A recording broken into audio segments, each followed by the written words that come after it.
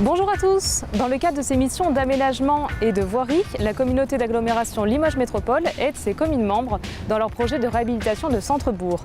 Aujourd'hui, pour exemple, nous sommes au centre-bourg de Solignac, actuellement en travaux. Et pour nous présenter le site, Jean-Marie Reynaud. Bonjour Jean-Marie. Bonjour Hélène. Pouvez-vous tout d'abord nous présenter quelles sont les missions de l'agglo en termes de voirie et d'aménagement de l'espace public? Oui, tout à fait. Concernant la voirie, c'est principalement la création de voies et la maintenance et la réfection des voiries de l'ensemble du territoire de Limoges Métropole. Concernant l'aménagement de l'espace public, ça concerne aussi bien l'assainissement, l'éclairage public, la gestion des eaux pluviales et notamment aussi la requalification des centres-bourgs tels que Solignac où nous sommes actuellement. Quels sont les types de travaux donc, dans le cadre de réaménagement de centre-bourg? Les élus nous contactent d'abord, c'est eux qui définissent précisément le lieu, l'emplacement, qui définissent le périmètre des interventions à intervenir. Donc nous faisons avec eux un constat de l'état existant et à partir de là, nous on prend en compte leur demande et on élabore un projet qui peut correspondre tout à fait à l'environnement. Nous appuyons aussi, comme c'est le cas pour Solignac, sur les services de l'ABF, c'est-à-dire l'architecte des bâtiments de France. Nous avons aussi contacté l'inspecteur des sites pour le côté environnemental et l'ADREAL pour tout ce qui est aussi fouilles archéologiques.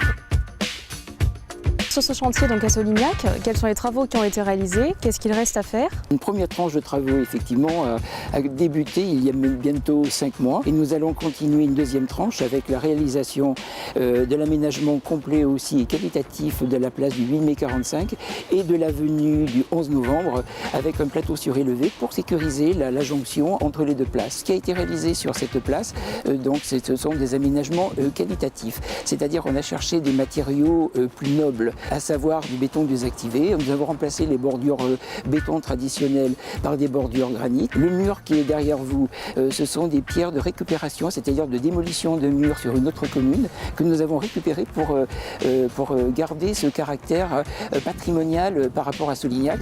Ce que nous voulions, c'était garder le caractère de place centrale et à garder la perspective par rapport à l'abbatiale. Nous avons redéfini les places de stationnement. Cette place, elle aura des manifestations, donc c'est pour ça qu'elle n'est pas gênée, je veux dire, en son centre par des obstacles particuliers. Ensuite, la gestion des eaux pluviales. Vous avez des grilles en traversée de la place en partie centrale qui récupèrent les eaux. Ces eaux sont rejetées dans un petit ruisseau qui sont en partie basse.